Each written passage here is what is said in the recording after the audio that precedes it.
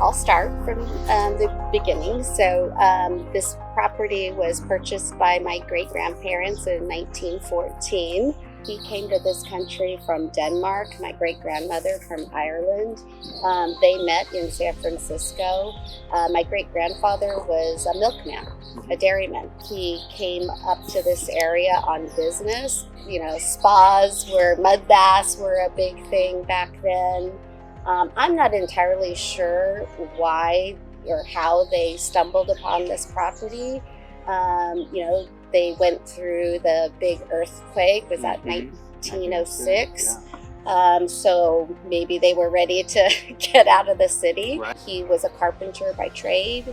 That's how he came into the country. And I think he came from a farming family back in Denmark.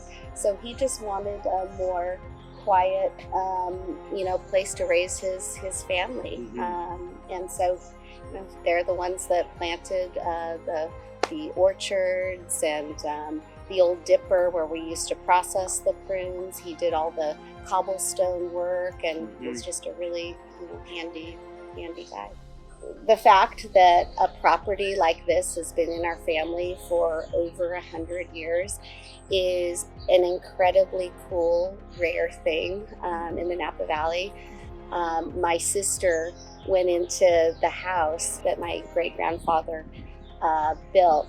The attic is original. So my sister, when my parents were out of town, she climbed into the attic and pulled this old wood trunk, and she found the original purchase contract. It confirmed that there was, in fact, vineyard on the property back then.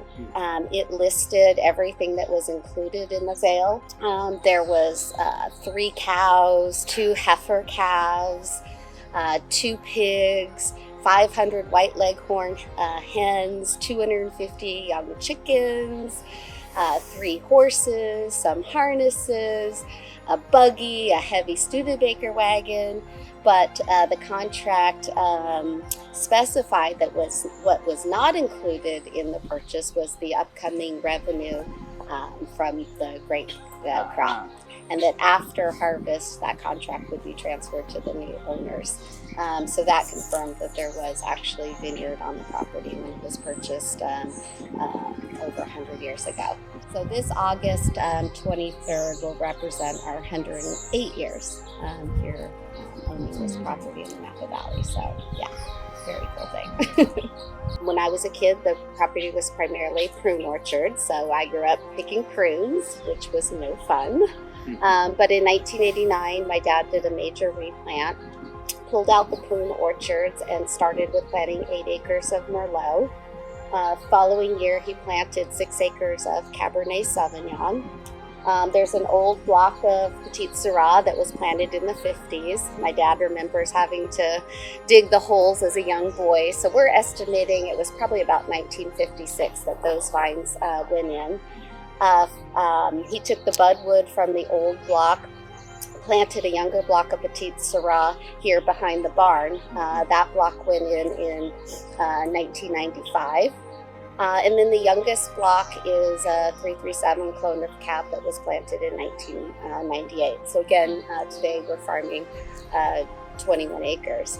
So in the name Switchback Ridge, I named this project. I wanted to name the project after my dad or the property itself. And ever since my dad was a little boy, he's been a hunter. Before the property was fenced to keep the deer out, he was the deer control. And so, again, since he was a little boy, he would hike and hunt all of the switchback trails up in Dutch Henry Canyon. And then this property is three separate parcels, one of which is a 50-acre hillside parcel. So there's a switchback road towards the back end of this property that comes up to the top that levels out. So when I was trying to come up with a name for Switchback, it came about because my sister said it. My dad hiking and hunting all of the switchback trails up in the canyon and here on the property. That's cool. Well, I think we mentioned before, one of the cool things about the 91 planting is that's when Pete Hopkins was born. Yeah. So it's fun to have some of these vineyard blocks. That Yeah. are like as old as our staff. Yeah. Yeah. It's cool. Yeah. Like 30 years old. It's pretty great for Cabernet blends. Yeah. And today there's not a single prune tree on the property, and I'm okay with that. You don't miss them at all. No, I always joke that I never would have carried on the family prune business. So.